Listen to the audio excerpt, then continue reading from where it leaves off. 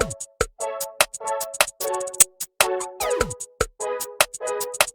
everybody, welcome back to Drug Talk. As always, I'm your host, Garrett Campbell. In today's video, we're going to be discussing a medication known as Caspofungin. Its brand name is Cancidas.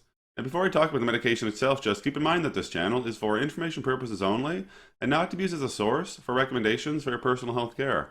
Now, during this presentation, we'll discuss the mechanism of action or how this medication works, indications or reasons we would prescribe this medication to a patient, followed by contraindications or reasons we would not be able to prescribe Caspofungin. We'll then touch on examples of dosing, and then finish it off with side effects with percentages. I've put together some slides to go over this information, so let's just jump right into it. So the first thing to discuss here would be the mechanism of action or how this medication works. So Caspofungin acts in a concentration-dependent manner as a non-competitive inhibitor of the formation of the enzyme 1,3-beta-D-glucan, a glucose polymer crucial to the structure and integrity of the cell wall of several common fungal pathogens. In terms of indications or reasons we would prescribe this medication to a patient, we may see it used in the treatment of candidemia, as well as in the treatment of candidiasis of the esophagus with or without a present HIV infection. Patients with invasive candidiasis may use this medication, as well as patients with aspergillosis. This medication can also be used for empiric antifungal therapy in febrile neutropenia.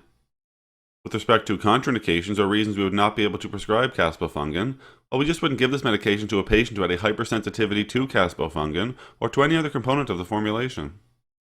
Now for some examples of dosing with Caspofungin. So in the treatment of invasive aspergillosis, we may see 70 milligrams intravenously infused on day 1, followed by 50 milligrams intravenously daily.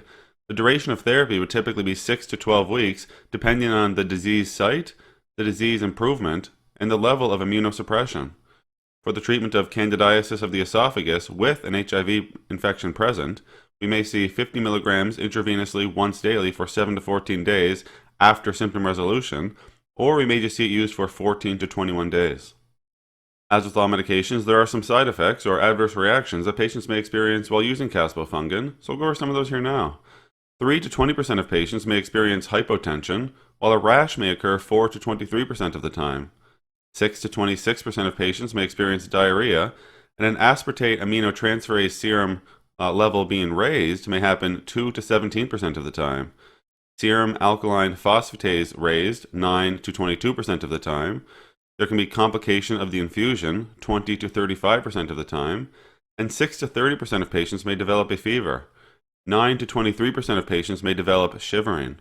Now, 3 serious side effects that may happen with this medication, which would typically be more rare, would be Stevens-Johnson syndrome, toxic epidermal necrolysis, or pancreatitis. Alright everybody, that's all we're going to talk about today with Caspofungin or Cancidas. As always, I'm very thankful you took the time to come by and watch one of my videos.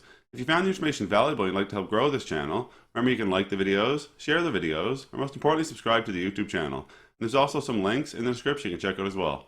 So for today, take care.